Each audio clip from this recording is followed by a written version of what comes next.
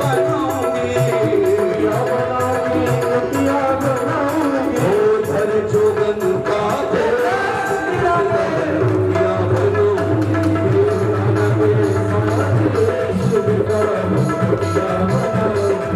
सोना लगे सारा देश वृंदावन कुटिया बनाऊंगी।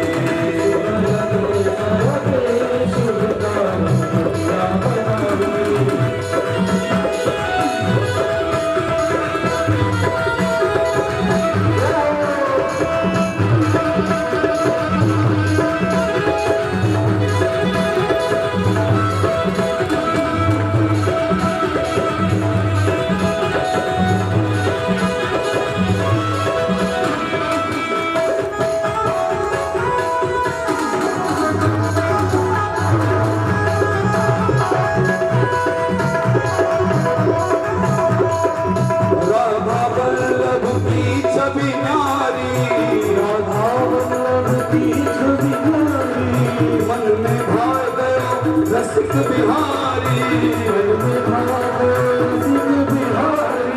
मन में भाग रसिक बिहारी,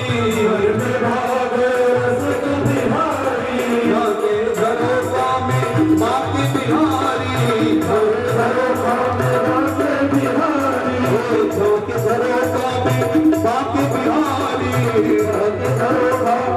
की बिहारी, जब बांके बिहारी झरोखे से झांक रहे होंगे तो क्या करना है? कहती है सखी, तो इस दिन में न लड़ाऊंगी, वृंदावन कुटिया बनाऊंगी, इस दिन में न लड़ाऊंगी, वृंदावन कुटिया बनाऊंगी। इस दिन में न लड़ाऊंगी, वृंदावन कुटिया बनाऊंगी, वृंदावन कुटिया बनाऊंगी।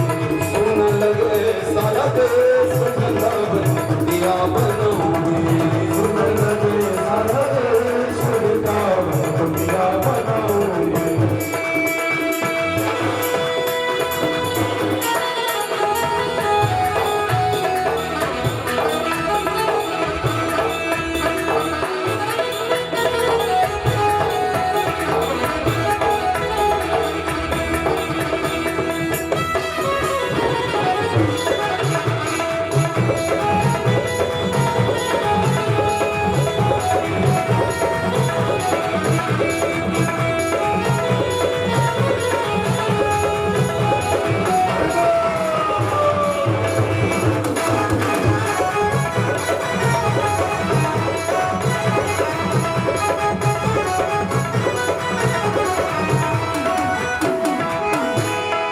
श्याम बिहारी से करके यारी, श्याम बिहारी से करके यारी, श्याम बिहारी से करके यारी, श्याम बिहारी से करके यारी। छोड़ गई है दुनिया सारी, छोड़ गई है दुनिया सारी, छोड़ गई है दुनिया सारी, छोड़ गई है दुनिया सारी। मुसीबत को लेके झोंका, मुसीबत को लेके झोंका, दूध चढ़ाऊंगी, वृंदावन कुटिया बनाऊंगी, दूध चढ़ाऊंगी, वृंदावन कुटिया बनाऊंगी। सोना लगे सारा देश वृंदावन कुटिया बनाऊंगी, सोना लगे सारा देश वृंदावन कुटिया बनाऊंगी।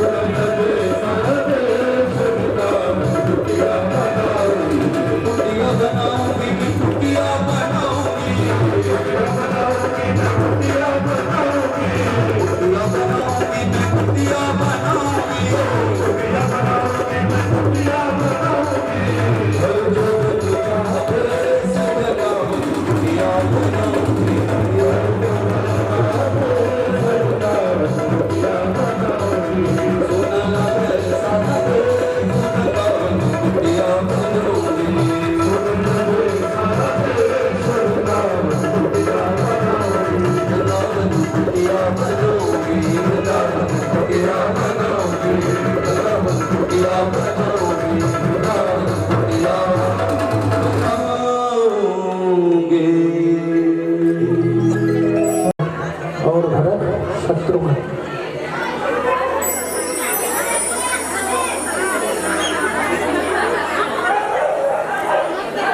राजा दशरथ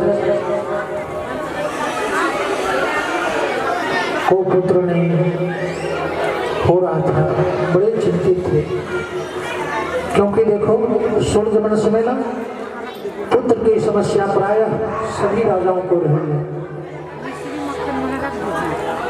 एक दिन दशरथ जी शीशे में अपना मुख को निहार रहे थे, तो उन्होंने देखा कि हमारे सिर के एक दो बाल सफेद हो चुके हैं। मन में विचार की काफी अवस्था हमारी हो रही है, लेकिन पुत्र नहीं है, हमारे बाद इस राज्य का कार्यभार कौन संभालेगा। गुरुदेव के चरणों में गए। देखो, मैं उस दिन भी कहा था कि गुरु की बड़ी महिमा है, बड़ी महिमा है। गुरु की यदि कृपा हो जाए ना तो कुछ भी हो सकता है, कुछ नाभाजी महाराज एक बार किसी गांव में अकाल पड़ गया, सारे लोग गांव छोड़ छोड़ करके पलायन करने लग गए। एक परिवार में जन्मान छोटा सा लगभग 5 वर्ष का बालक वो अंधा हो चुका था। उसके माता पिता ने विचार किया, इतना दुर्भिक्ष हो गया है, सारे लोग गांव छोड़ छोड़ करके जा रहे हैं, मुझे भी जाना पड़ेगा, लेकिन मैं इस अंधे बच्चे को लेकर के कहां कहां भटकूंगा। बच्चे को लेकर के जंगल में छोड़ दिया। बच्चा रुदन करने लग गया और बियाबान जंगल में परमात्मा की कृपा हुई है उस बच्चे पे। अग्रदास जी महाराज उधर से निकल पड़े। उसने देखा बालक इस घनघोर जंगल में, कहने लगे, बालक क्या नाम है, कहां से आए हो? छोटे से बालक ने कहा, बाबा यही तो मैं नहीं जानता कि मैं कहां से आया और मैं कौन हूं। बड़ी दया है अग्रदास जी महाराज को। उस बालक को लेकर के अपने आश्रम में चले गए। आश्रम में ले जाने के बाद गुरु जी की इतनी कृपा हुई, क्योंकि तपस्या का इतना बड़ा तेज था गुरु जी के पास, जो अपने तेज के माध्यम से उस बालक की दिव्य ज्योति प्रदान हो गई, नेत्र ज्योति मिल गई, गुरु की कृपा हो गई। तब से वह बालक रात दिन गुरु की सेवा में लगा रहता, रात दिन। एक बार अग्रदास जी महाराज सवेरे स्नान किए, क्योंकि नित्य नियम था उनका ब्रह्म मुहूर्त में उठना।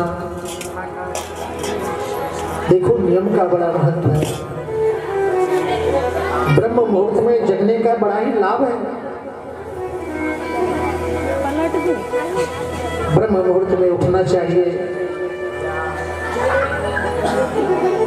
स्नानोपरांत ठाकुर की सेवा करनी चाहिए, संध्या बंदन करना चाहिए। इसका बड़ा लाभ।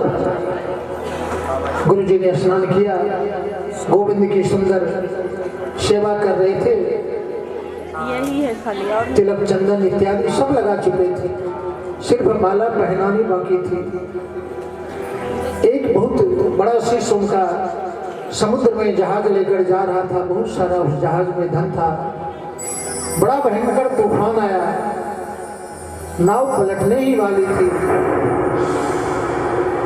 उस शिष्य ने अपने गुरु को याद करते हुए आवाज लगाया, गुरुदेव रक्षा करो, गुरुदेव रक्षा करो। अग्रदास जी महाराज हाथ में माला ठाकुर को पहनाने वाले थे। शिष्य ने आवाज लगाया तो माला हाथ में धरी की धरी रह गई।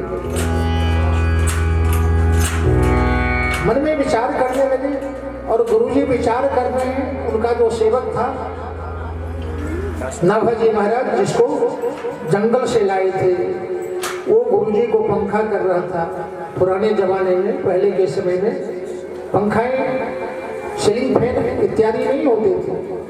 लोग क्या करते थे ना, कपड़े टांग देते थे और उसको हिला हिला करके हवा किया जाता था। नाभाजी महाराज हवा कर रहे हैं, गुरुजी अंदर पूजन कर रहे हैं, हाथ में माला है। नाभाजी इस बात को समझ गए। देखो, गुरु से जब वास्तव में प्रेम होगा ना तो शिष्य भी पक्का सिद्ध हो जाता है। गुरु के मन में क्या चल रहा है शिष्य को पता चल जाता है। निष्ठा होनी चाहिए मन के अंदर। नाभाजी ने बाहर खड़े देखा कि गुरुजी बड़े चिंतित हैं। सारा दृश्य देख लिया, कहा गुरुजी आप निश्चिंत हो जाओ, कोई घबराने की बात नहीं, नाव बिल्कुल सही ठिकाने पे जा रहा है। और नाभाजी के कहते ही तूफान शांत हुआ और नाव किनारे पे आके ठहर गई, डूबने से बच गया। ठाकुर को उन्होंने सुंदर माला पहनाया। नाभाजी कहने लगे, गुरुजी तूफान शांत हो गया, नाव सही सलामत किनारे लग गई। अग्रदास जी महाराज कहने लगे, वाह बेटा नाभा, मेरे मन के अंदर क्या चल रहा है तुम्हें पता है? भक्तमाल की रचना नाभाजी महाराज ने ही करी है। आजकल कई जगह भक्तमाल की भी चर्चा होती है, कथाएं होती हैं। कभी समय मिले तो आप छोटी सी पुस्तक है लेकर के अध्ययन करना। भक्तमाल सभी भक्तों की कथाएं। श्रृंगी ऋषि वशिष्ठ बोलावा, पुत्र काम निज यज्ञ करावा। गुरु जी से निवेदन किया, गुरु जी ने यज्ञ के माध्यम से शुरू दिया है।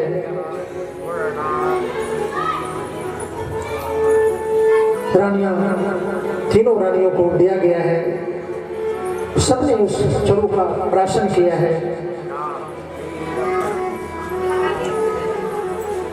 कई प्राशन करने ही वाले थे कि हाथ से उनका चरु कौवा लेके उड़ गया, लेकिन तीनों रानियों में इतना प्रेम था,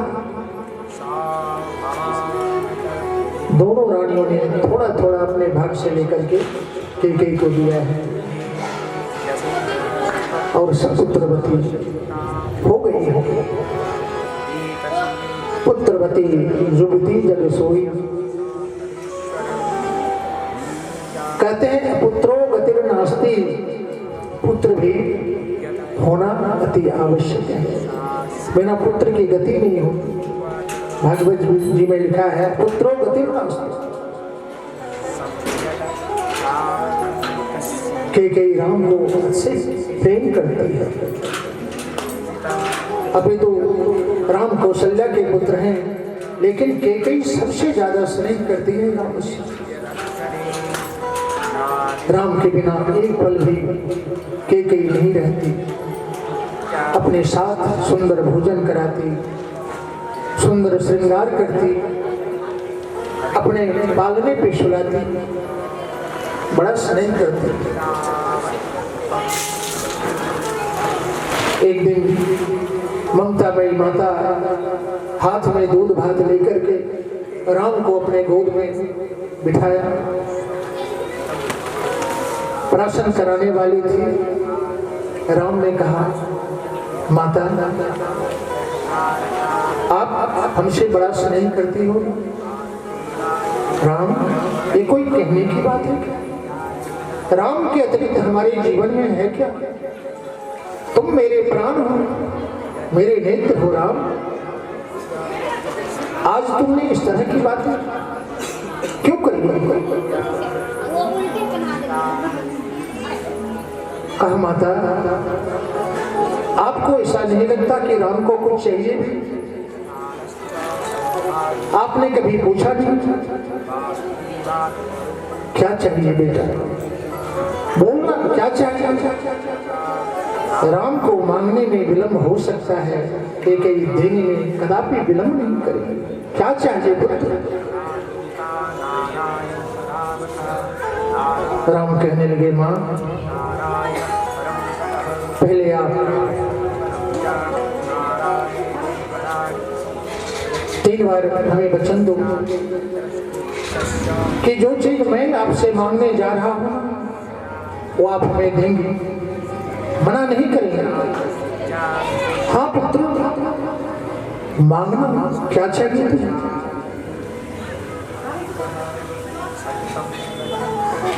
जो चीज तुम मांगोगे मैं उसको दूंगी दूंगी दूंगी। राम ने ममताबाई माता का हाथ अपने सर पे रख लिया है। माता, जो वस्तु मैं आपसे मांगने जा रहा हूं और आपने यदि मुझे प्रदान कर दिया तो दुनिया वाले आज के बाद अपनी बेटी का नाम कैकेयी नहीं रखेंगे। ना रखे तो ना सर, कोई गम नहीं। लेकिन मेरे राम को क्या चाहिए? इतना विलंब क्यों पुत्र? मांगना। राम कहने लगे, माता मैं जो वस्तु आपसे मांगने जा रहा हूं, यदि आपने मुझे दे दिया तो आपके समाज में बहुत बड़ी बदनामी हो जाएगी। बदनामी हो तो हो सही, राम के अतिरिक्त मेरे जीवन में है। बोल पुत्र, क्या चाहिए तुम्हें? राम ने कहा, माता जो वस्तु आपसे मैं मांगने जा रहा हूं, हो सकता है आपको वैधव का दर्शन करना पड़े, आप विधवा हो सकती हैं। ममताबाई माता ने जैसे ही राम के मुखार बिंद से ये शब्द सुनी, धराम से जमीन पे गिर पड़ी। राम ने ममताबाई माता को संभाला। मां, आपने वचन दिया है कैकेयी कहने लगी, कदाचित मैं वैधव को प्राप्त हो जाऊं। मांग पुत्र, क्या चाहिए? मैं इसको भी बर्दाश्त कर लूंगा। राम मेरे प्राण है, राम के बिना मैं एक पल जीवित नहीं रह सकता। मांगना पुत्र, इतना विलंब क्यों? राम कहने लगे, माता आपके 2 वरदान पिताश्री के पास अमानत है। दोनों वरदान आपको पिता से मांगने हैं।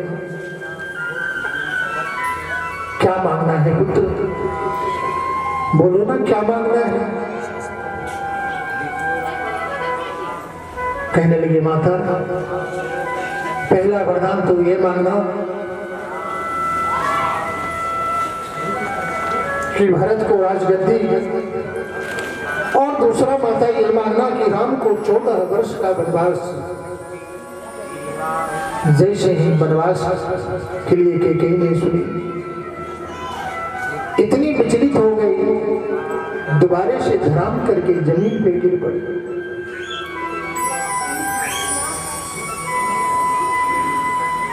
कहने लगे, पुत्र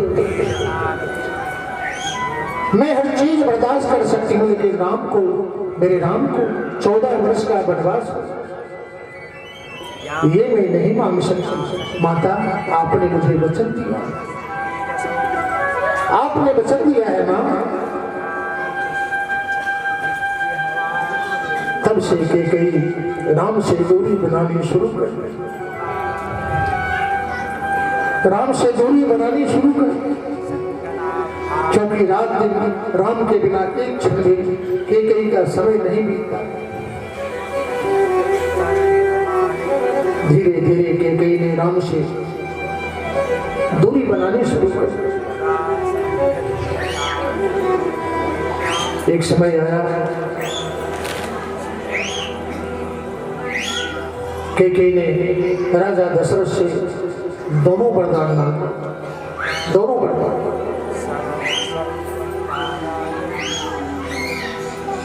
वहां पूरी तैयारी चल रही थी, राम को राज्याभिषेक करने की पूरी तैयारी चल रही थी। देखो ये सब भगवान की लीला है, भगवान तो धराधाम पे लीला करने आते हैं। एक समय अवधि होता है, कई को राजा दशरथ ने बड़ा दुखी देखा, क्योंकि बड़ा स्नेह करते थे। क्या बात है देवी, इतनी उदास क्यों? हमारे घर में आज खुशी का वातावरण है, कल राम को राजगद्दी मिलना है।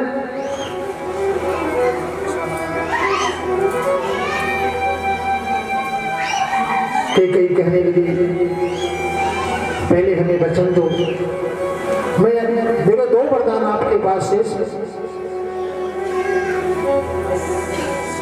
आज मैं आपसे मांगना चाहती हूँ। राजा दशरथ ने कहा, देवी तू 5 मांग ले, 5 वरदान मांग ले, मैं देने को तैयार हूं, लेकिन प्रसन्न हो जा। कल राम का राज्याभिषेक है। कई दशरथ जी से वचन लिया कि सुनो, पहला वरदान तो यह है कि मेरे पुत्र भरत को राजगद्दी, और दूसरा वरदान राम को 14 वर्ष का वनवास। धर्म से राजा दशरथ वनवास के नाम से गिर पड़े। तुमने क्या मांग लिया? भरत को राजगद्दी, ये तो ठीक है, भरत को राजा बना सकते हैं, लेकिन राम को 14 वर्ष का वनवास। इसके आगे ना नोट आएगा, राम के बिना मैं एक पल जीवित नहीं बचूंगा। नोट को साइड में डाल, विचार कई कहने लगी, आपने वचन दिया है, इसके अतिरिक्त हमें कुछ नहीं चाहिए।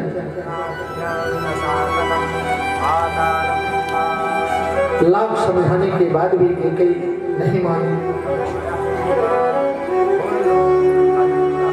राम राम कही राम कही, राम राम कही राम, तम पर हर विरह राम गयो सुरधाम।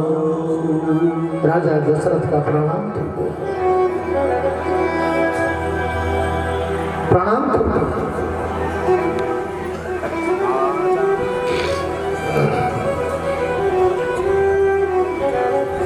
राम जी बलकल वस्त्र पहन लिए, राजसी वस्त्र को उतार कर जंगल की ओर जाने लग गए।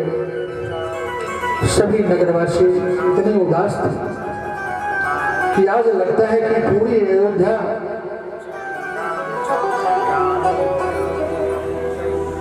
वीरान सा हो गया। जहाँ अयोध्या में रात दिन भजन कीर्तन आज पूरी अयोध्या वीरान है, क्योंकि राम अयोध्या से जाने वाले। सारे नगरवासी राम जी के साथ चल पड़े। मैं भी चलूंगा, मैं भी आपके संग चलूंगा।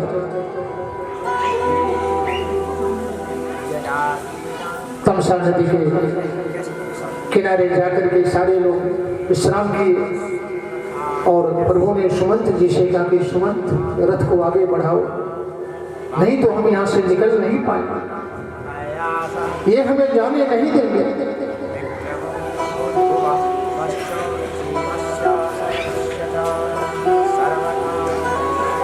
सभी नगरवासियों को छोड़ करके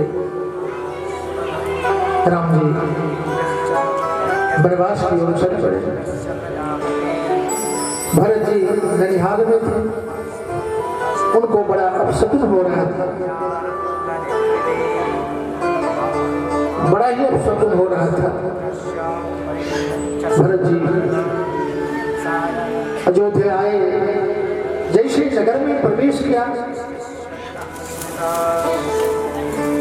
विचित्र स्थिति। जैसे भरत जी को पता चला कि मेरे मां के कारण मेरे भाई को 14 वर्ष का वनवास मिला है। देखो, भरत जैसा भाई इस संसार में ना तो हुआ है और ना तो कभी होने वाला है, कभी होने वाला है। समय मिले तो आप रामायण पढ़िए, रामायण पढ़िए। इस संसार में आकर के किस तरह से अपना जीवन यापन करना है, भाई का प्रेम कितना पवित्र होता है।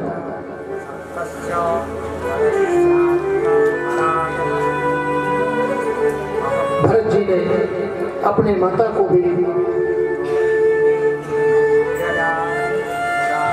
कुछ गलत ढंग से कहा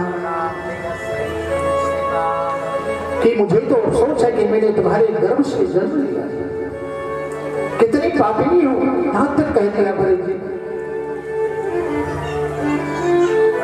बात नहीं राजगद्दी की।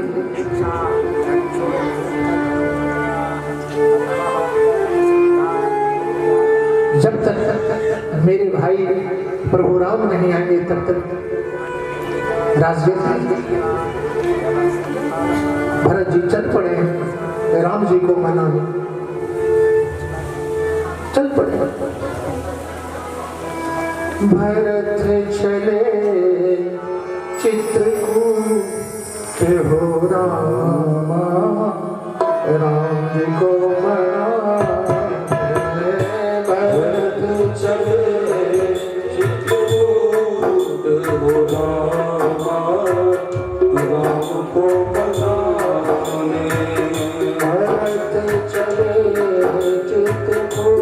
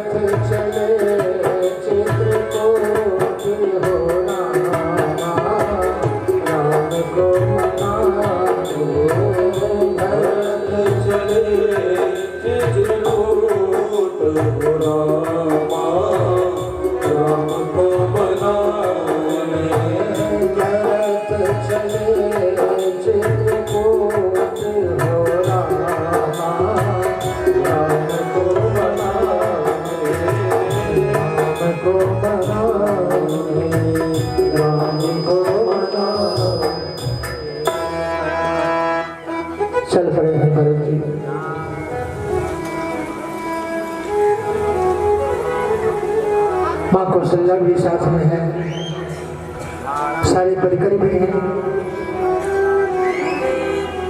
जिस प्रकार से प्रभु राम नंगे पैर चले हैं,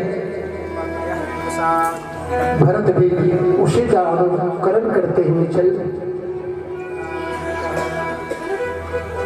जहां राम जी ने विश्राम किया है, कुशा बिछाकर भरत जी भी ठीक उसी प्रकार से आचरण करते हुए राम से मिलने जा रहे हैं। जैसे ही निषाद राज ने देखा, जाकर के प्रभु को सूचना हुआ है, लक्ष्मण जी आवेश में आ गए।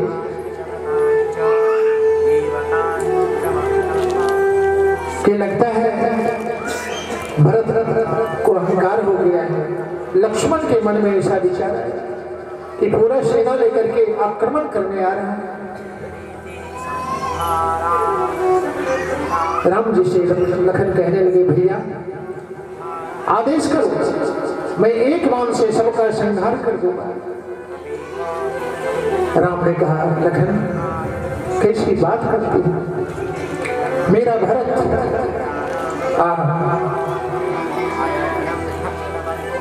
मेरा भरत तो भरत भरत जैसा मुझे भाई नहीं मिले। कैसी बात करते हैं दोस्तों। और जब भरत जी पहुंचे हैं, राम के पास साष्टांग प्रणाम किया है, राम के चरणों में लेटकर राम जी ने भरत को उठा करके अपने गले से लगाया। दोनों भाई फूट फूट करके रोए, फूट फूट करके रोए।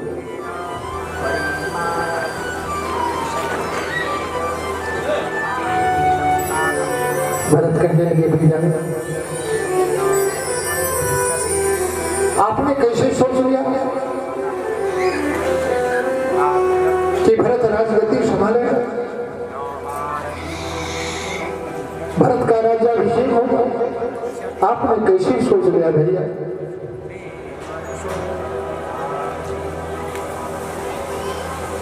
मेरा कुछ निवेदन भी भैया आपसे।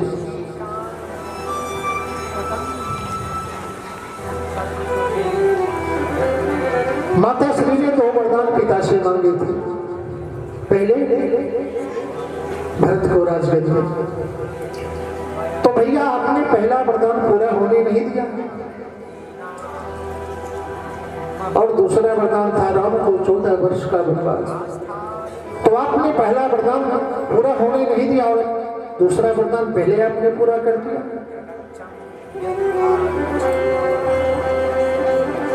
कितनी सुंदर बात भरत जी कह रहे हैं।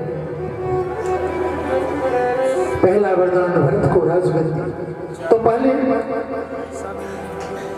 मैं राजगद्दी संभालता। भरत जी का कहने का मतलब ये है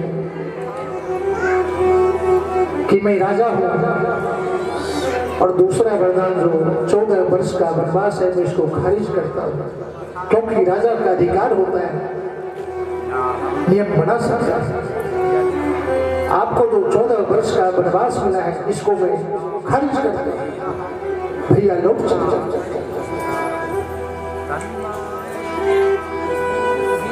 राम ने बहुत समझाया। भरत पिता की आज्ञा थी,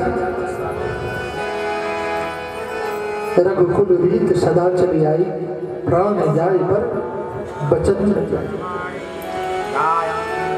पुत्र का कर्तव्य है कि पिता के आदेश का पालन करे, पिता को सब प्रकार से संतुष्ट करे, ये पुत्र का कर्तव्य है। भरत तुम राजगद्दी संभालो, मैं समय पूर्ण होने पर अवश्य आऊंगा, मैं वचन देता हूं।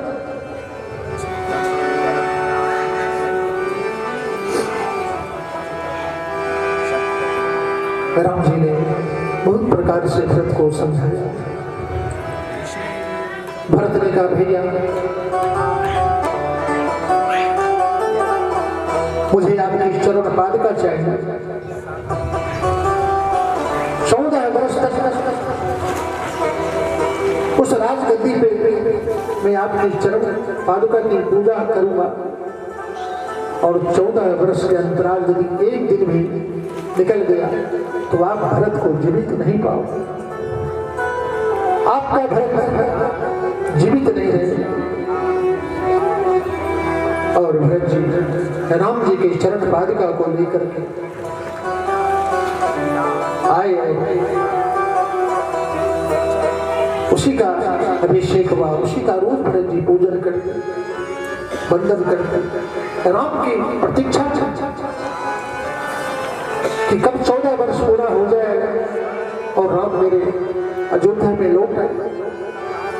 आपने देखा होगा 22 जनवरी को कितना बड़ा उत्सव हुआ, कितना बड़ा उत्सव हुआ, पूरा संसार राममय हो गया।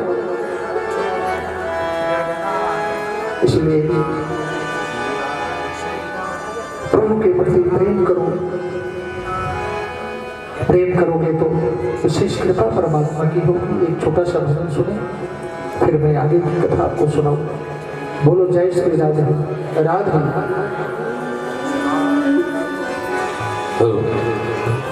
बोलिए श्री सीताराम जी महाराज की जय।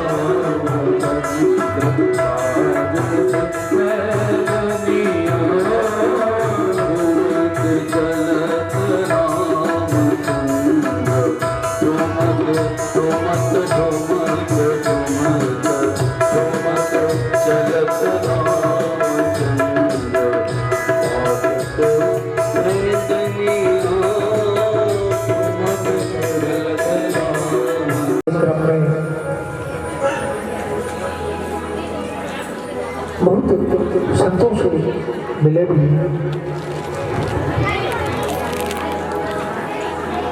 सभी राम की प्रतीक्षा थी।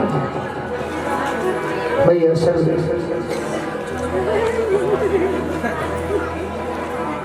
नीच जाति की सबरी छोटी सी अवस्था में भटकती भटकती मतंग मुनि के आश्रम पहुंची। ऋषि को बड़ी दया आई। उन्होंने आश्रम में उस बच्ची को रख लिया, झाड़ू पोछा, आश्रम की सेवा करना, गुरु जी की सेवा करना, पूजा के पात्र को धोना, सेवा करने लगी। काफी बड़ी हो गई।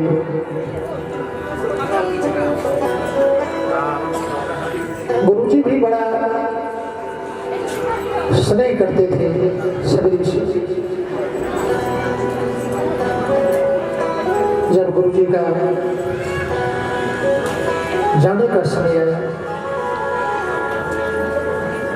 तो सबरी मतंग मुनि के चरणों को पकड़ लिया।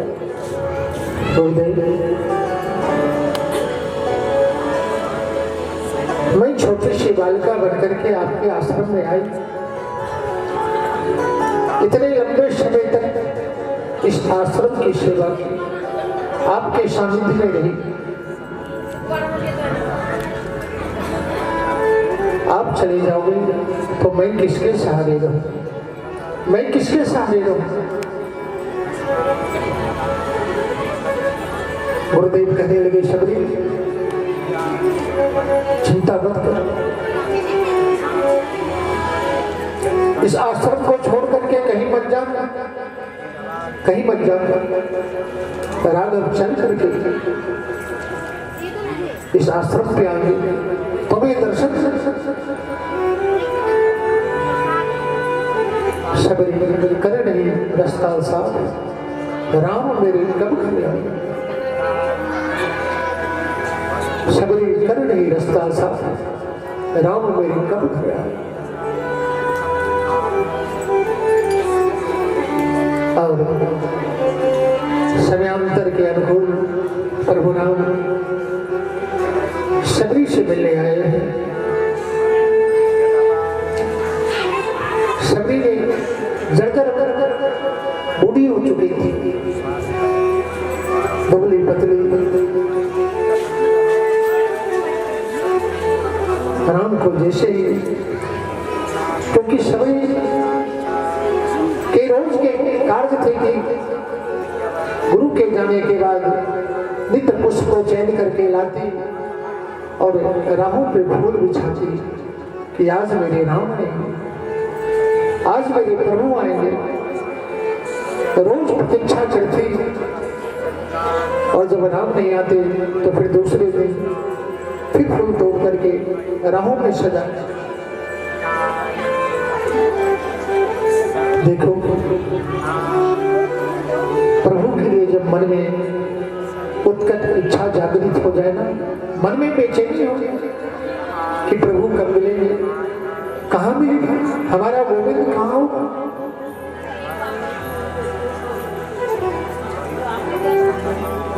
परमात्मा को पाने की उत्कट इच्छा जब मन में जागृत हो जाए तो प्रभु निश्चित ही मिलते हैं। जो तू आवे एक पल तो आओ चल साथ। हम लोगों का कितना बड़ा दुर्भाग्य है, विचार करके देखो। जिस प्रकार हम धन को पाने के लिए कितनी ललक होती है, कितना मिल जाए, कितना जल्दी प्राप्त हो जाए, वैसे ही मेरे गोविंद को पाने के लिए, मेरे राम को पाने के लिए यदि हम प्रयास करें तो आज भी प्रभु मिलते हैं। कलिकाल में अनेक ऐसे भक्त हुए जिनको भगवान ने दर्शन दिया है। प्रभु चल करके आए, सभी को दर्शन दिया है।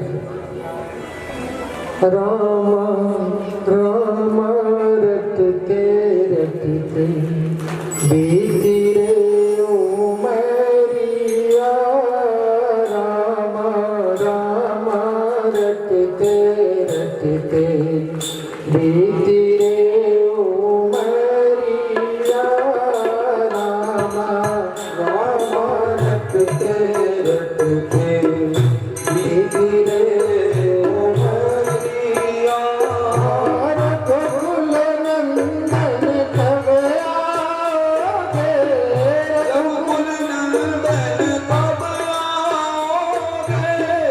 सवेर की दुआरिया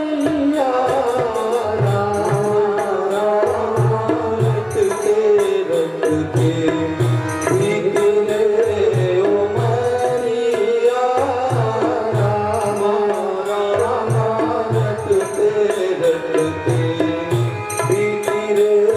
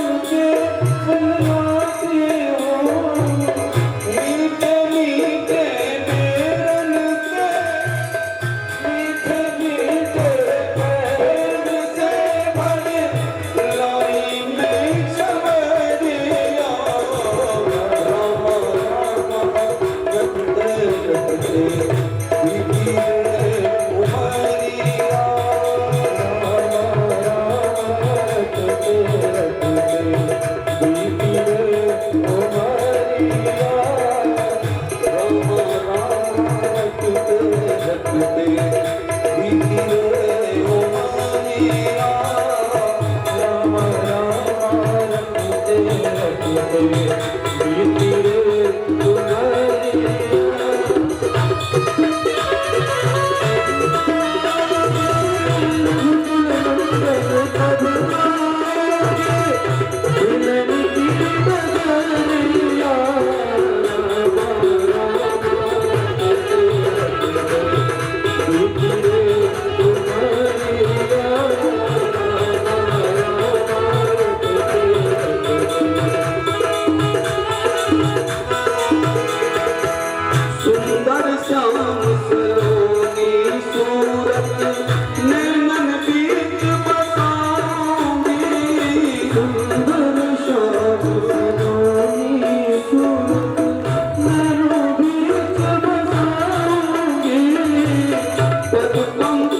रज धर मस्तक चरणों में शीश नवाऊंगी पंकज की रज धर मस्तक चरणों में शीश नवाऊंगी प्रभु जी मुझको भूल गए क्या प्रभु जी मुझको भूल गए क्या दासी की कमरिया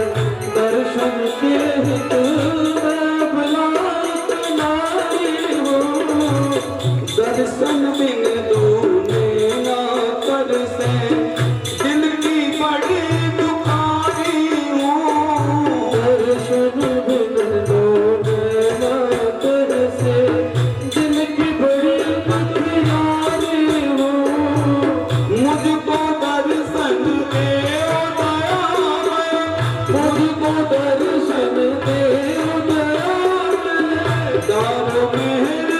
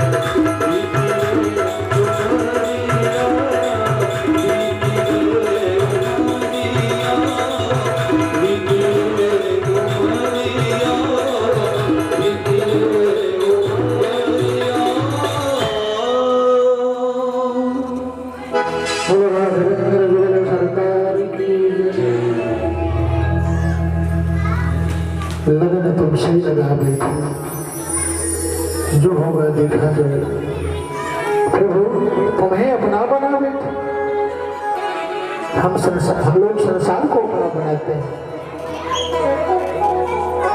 संसार में लगे रहते हैं भगवान को पाना है क्या भगवान को प्राप्त करना चाहते हो आप लोग हाथ उठाओ अभी दर्शन कराएं परमात्मा का कैसे प्रभु दौड़े चले आते हैं कराएं जोर से मुट्ठी बंद करो जितनी ताकत है उतनी ताकत से मुट्ठी बंद करो कर लिया बिल्कुल ताकत लगा कर अब प्रभु आ रहे हैं मिलने के लिए आप लोगों से मुट्ठी खोलो खोलो खोलो नहीं आई प्रभु अच्छा एक बात बताओ जब हमने मुट्ठी बंद किया तो थोड़ा कष्ट तो हो रहा होगा ना हाथ दुख रही होगी जोर से तो बंद होगी हम लोग इसी प्रकार से संसार को पकड़ के रखते हैं पकड़ और जैसे संसार को छोड़ दोगे ना तो परमात्मा दौरा चल यही तरीका है भगवान को पाने का दूसरा कुछ नहीं संसार में रहो बच्चों को जन्म दो उनका लालन पालन करो कोई परेशानी नहीं लेकिन मन को परमात्मा से जोड़ के रखो कर से कर्म करो विधि नाना, मन राखो जहां कृपा। देखना आपके सारे कार्य सुंदर बनते चले जाए। राम जी की कथा तो बहुत बड़ी है। इन्हीं के वंश में एक हुए राजा अम्बरीश। आप लोग सब एकादशी का व्रत करते हैं, आज द्वादशी है ना। एकादशी व्रत का भी नियम है। दशमी को एक टाइम भोजन, सात्विक भोजन, एकादशी को निराहार, द्वादशी को फिर पारायण, जिसको पारण कहते हैं। राजा अम्बरीश ने एक वर्ष का संकल्प लिया एकादशी व्रत करने का। एक वर्ष चक्रवर्ती सम्राट सूर्योदय से लेकर के सूर्यास्त तक उनका ही राज था। बड़े प्रतापी राजा, लेकिन अपने हाथों से ठाकुर की सेवा करते, मंदिरों में झाड़ू बहारू लगाते, ठाकुर के लिए अपने हाथों से भोग लगाते। इतने बड़े राजा, चाहते तो 2-4 नौकर रख लेते।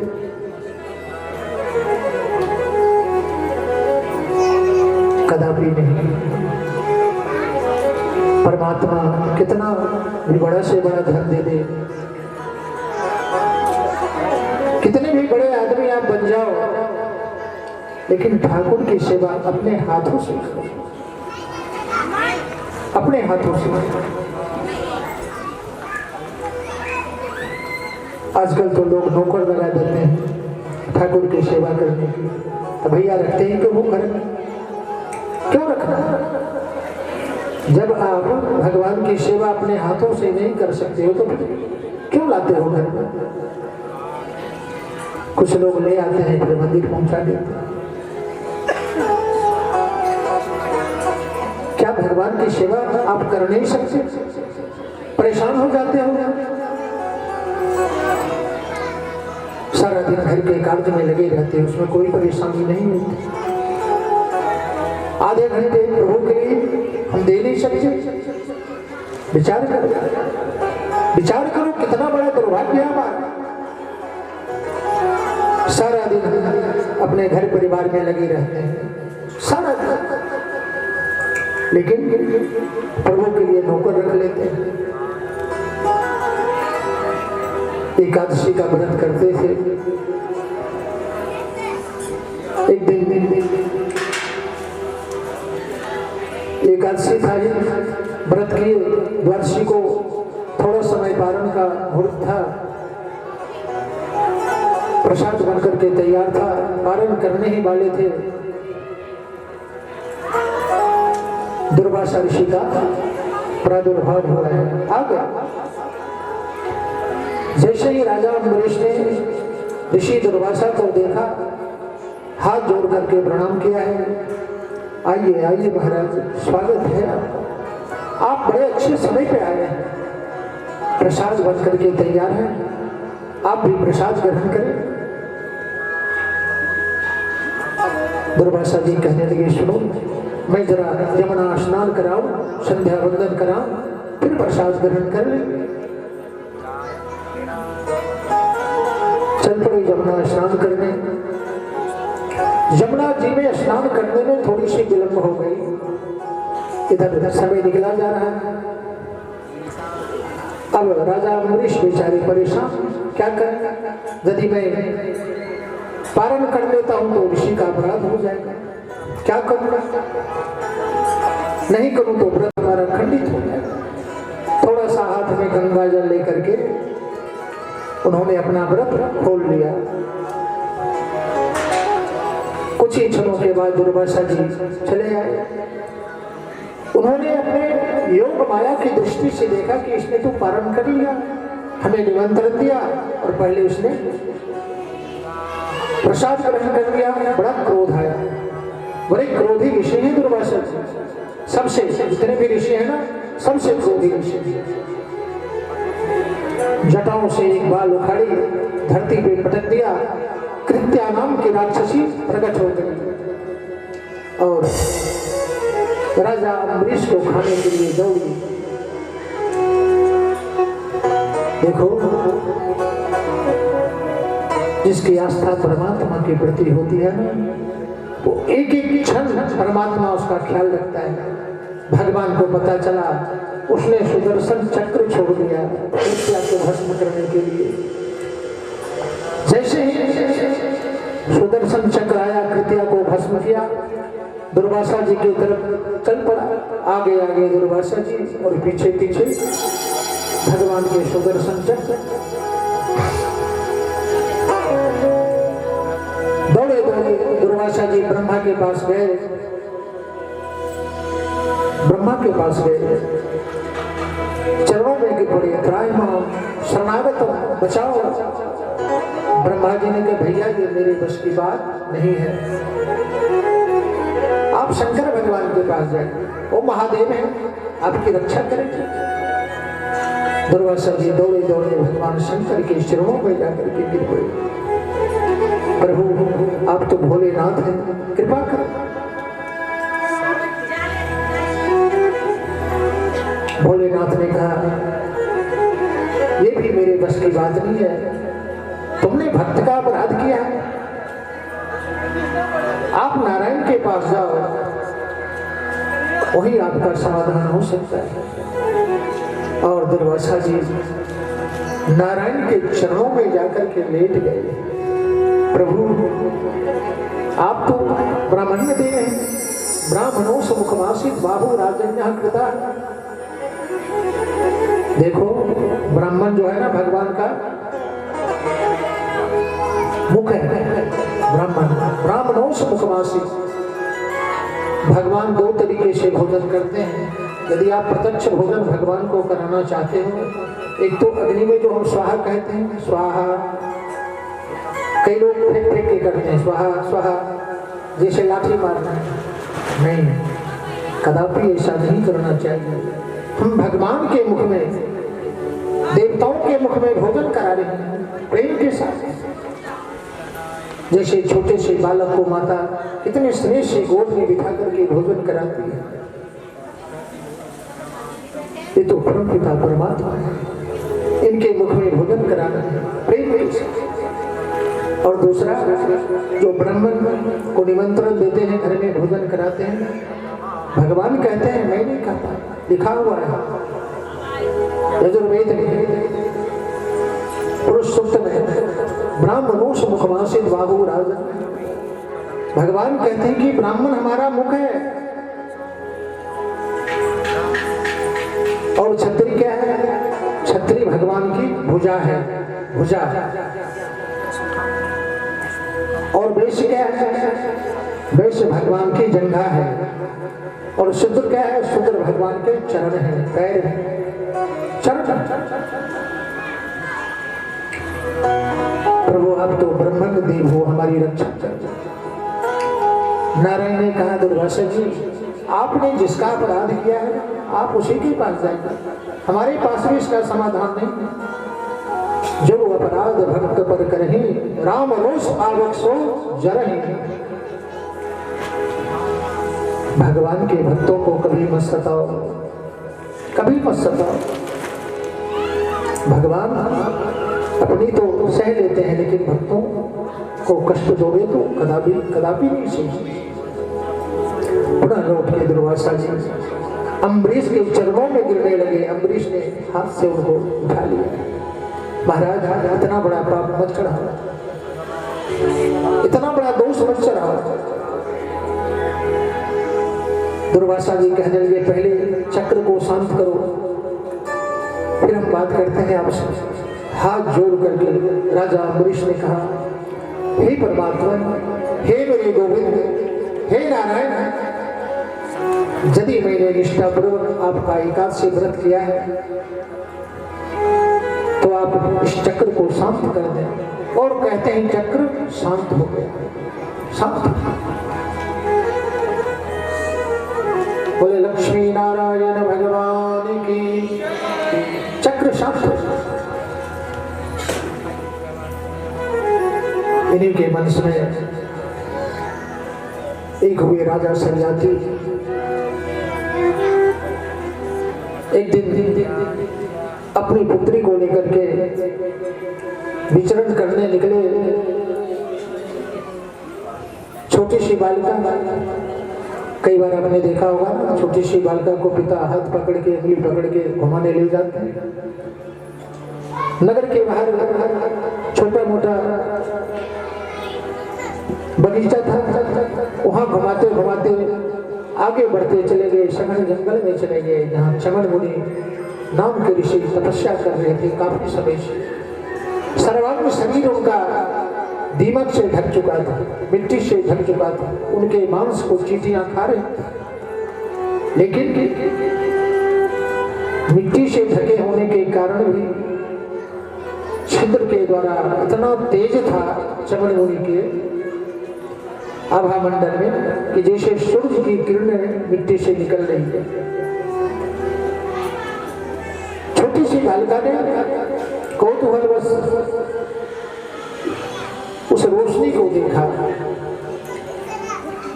खेलने के उद्देश्य से एक नुकीला पदार्थ लेकर के उसमें चुभोया। उनके नेत्र फूट गए चमन ऋषि के। बड़े क्रोध में आ गए। राजा सरियाती हाथ जोड़ करके प्रार्थना करने लगे, महाराज छोटी सी बालिका है, बड़ा अपराध हो गया, क्षमा करें। चमन मुनि कहने लगे, अपराध तो हो ही गया है, मेरा क्या होगा? इसने हमारी आंख फोड़ दी, अब मैं किसके साथ जीवन यापन करूंगा? राजा सरियाती ने कहा, आप चिंता नहीं करें, और उसी बच्ची के साथ चमन ऋषि की शादी कर दी। कि बच्ची आपकी सेवा शुश्रूषा करती रही, शादी कर दी। और राजा सरियाती अपने नगर की ओर चल गए। बच्ची अब सेवा करने लगी। ऋषि को बड़ा आत्मग्लानि हुआ है। एक तो छोटी सी बालिका से अपराध हो गया, और मैंने भी इसके साथ अपराध कर दिया। अश्विनी कुमार को आवाहन किया। अश्विनी कुमार दौड़े दौड़े आए, आदेश करे। चमन ऋषि कहने लगे, सुनो, क्योंकि अश्विनी कुमार देवताओं के वैद्य हैं, वैद्य हैं। चमन ऋषि ने कहा कि ऐसा कोई दवा दो, औषधि दो, ताकि हम जवान हो जाएं, जवान हो जाएं, क्योंकि बूढ़े थे चमन ऋषि। अश्विनी कुमार कहने लगे, सुनो, आजकल देवता लोग ना यज्ञ में हमें भाग नहीं देते हैं, तो आप यदि हमारी बात माने, हमें यज्ञ में भाग दिलवाए, तो मैं आपके बात को मान लूंगा। चमन ऋषि ने कहा, ठीक है, तुम अपना काम करो, मैं अपना काम करूंगा। ऐसी चटनी, ऐसी औषधि अश्विनी कुमार ने चमन ऋषि को बना करके दिया कि बिल्कुल तरुण हो गए, जवान हो गए। कुछ समय के बाद राजा सरियाती अपनी बिटिया को देखने के उद्देश्य से पुनः ऋषि के आश्रम में आए। तरुण युवक को देख करके मन में बड़ी गलानी हुई कि कौन सा परपुरुष मेरे बच्ची के साथ बैठा हुआ था। मैं तो चमन ऋषि के साथ अपनी बिटिया की शादी की थी। बिटिया ने कहा, पिताजी आपके ही जामाता है, बड़ी शर्मिंदगी हुई है। चमन ऋषि ने कहा कि राजन, आपने हमारे ऊपर गलत लांछना लगा, इसलिए एक बहुत बड़ा यज्ञ करना पड़ेगा। बहुत बड़ा यज्ञ किया गया, उसमें सभी देवताओं के लिए भाग परोसा गया, अश्विनी कुमारों को भी भाग दिया गया। इंद्र ने जैसे देखा, क्रोध में भर गया कि अश्विनी कुमार का भाग। चमन ऋषि को जैसे ही पता चला, हाथ में जल लेकर के अभिमंत्रित किया और छोड़ दिया। इंद्र का हाथ ज्यों का त्यों रह गया। ना हिले ना डोले कुछ जो करते आपको क्या होगा सुन रहे इसमें